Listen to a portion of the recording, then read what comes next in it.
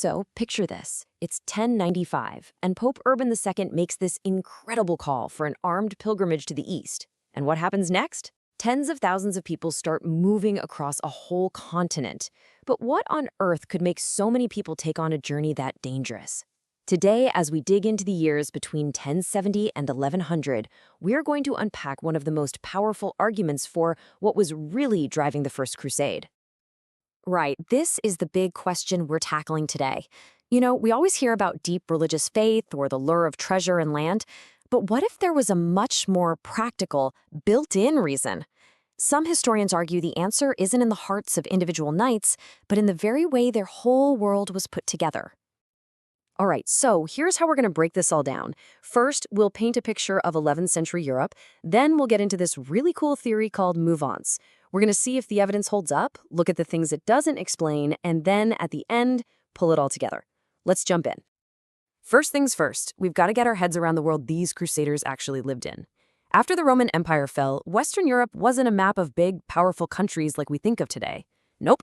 It was more like a messy patchwork quilt of dukedoms and counties.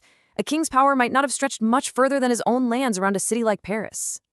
In this kind of world, power was all personal. It trickled down through a system of patronage. A big-shot lord would give out land or titles to lesser nobles, and in return, he expected them to be loyal and, most importantly, to show up with their swords when he called. See, loyalty wasn't just some nice idea.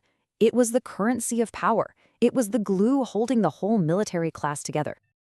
And this society was churning out professional soldiers like crazy. A big reason for this was a system called primogeniture. Basically, the oldest son gets everything. So what happens to all the younger sons? Well, they become landless knights, highly trained warriors with no inheritance, all desperately trying to win their own land, money, and reputation. This made society incredibly violent and full of guys just looking for a fight, looking for a cause. Okay, so you've got this violent, fragmented world. And that's the perfect setup for the big idea we're talking about today. It's an argument pushed by the historian John France, and it's called the Mouvance Argument. It gives us a really powerful way to understand how the Crusade actually got off the ground. So what exactly is Mouvance? The best way to think of it is as a lord's personal network. It's his sphere of influence. It includes his direct vassals, the knights who lived in his household, his family, even his allies who relied on him. It was his crew, his posse, you get the idea, his followers. So the theory is really simple when you boil it down. For a huge number of these guys, the decision to go on crusade probably wasn't some big, personal, spiritual moment. The Mouvance argument says it was a professional obligation. Your lord takes the cross, well, you're part of his Mouvance, so you're expected to go with him. It was basically a top-down recruitment drive that used the social structures that were already there. So that's the theory, but does the evidence actually back it up? Well, let's take a look. The best place to test this is the main wave of the First Crusade, the one we call the Prince's Crusade. This was no disorganized mob. This was a series of distinct organized armies. Just look at this table. It really lays it all out. These armies weren't just random guys who showed up. Take Count Raymond of Toulouse. This guy was one of the richest men in Europe, and he didn't come alone. He brought a huge force made up of his vassals and allies from southern France.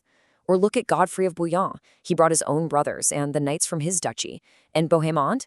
He commanded the very same Norman knights who had been fighting for him in Italy. Each army was pretty much a lord's entire mouvance on the move. And this idea is summed up perfectly by another historian, Christopher Tyerman. What he's saying here is that the crusade was organized just like their society already was. It was built on the family connections, the loyalties, the households of the military elite. They just took the system they knew and pointed it at a new target, thousands of miles away. Okay, so the Mouvance argument seems pretty solid, right? But, and there's always a but in history, it doesn't explain everything. While it works beautifully for the main armies, there are other parts of the crusade where it just doesn't quite fit. And the first major exception, well, the sheer scale of it is just mind-blowing. Before the big-name princes had even sorted out the funding for their armies, a massive, spontaneous wave of people just took off for the East. We're talking about an estimated 20,000 people. This was the People's Crusade. And the difference between these two groups couldn't be more stark. The Prince's Crusade was led by the top nobility. The People's Crusade, It was led by charismatic preachers like Peter the Hermit. It wasn't made of vassals doing their duty. It was peasants, poor knights, and people just swept up in a storm of religious passion, probably made worse by the famine in tough times in France. This was a bottom-up movement, not a top-down one. And here's another curveball. Pure, simple, personal ambition.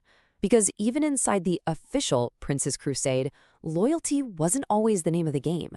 Get this, in a place called Cilicia, two major crusaders, Baldwin and Tancred, literally started fighting each other to grab territory for themselves. They were carving out their own little kingdoms way before the main army even got close to Jerusalem.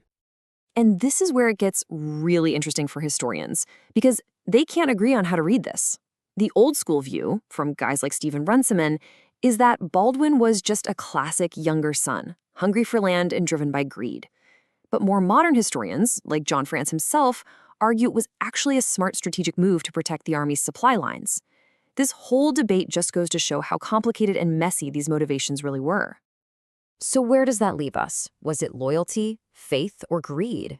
Well, the real answer, as it so often is in history, is that it was all of them, all tangled up in this incredibly complex web.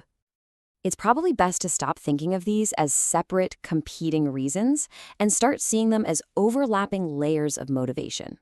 For some people, like those in the People's Crusade, that intense religious fire was everything. For a landless knight like Baldwin, the shot at his own kingdom was too good to pass up.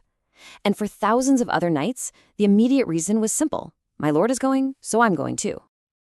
So here's the bottom line. Mouvance might not have been the only reason people went, but you could argue it was the most important part of the machinery. Think of it like this. Religious belief was the spark, but the feudal framework of mouvements was the engine. It was the system of loyalty that was already in place that let the Pope's call turn into actual, organized, effective armies that could get the job done. Which leaves us with this final, really fascinating question to chew on. For that average knight marching toward Jerusalem, where did his duty to his Lord stop and his personal faith begin? Was he thinking about his soul or his oath? Honestly, he probably couldn't even tell you the difference. And it's that blurriness, that complex mix of motives, that makes the First Crusade one of the most remarkable movements in all of history.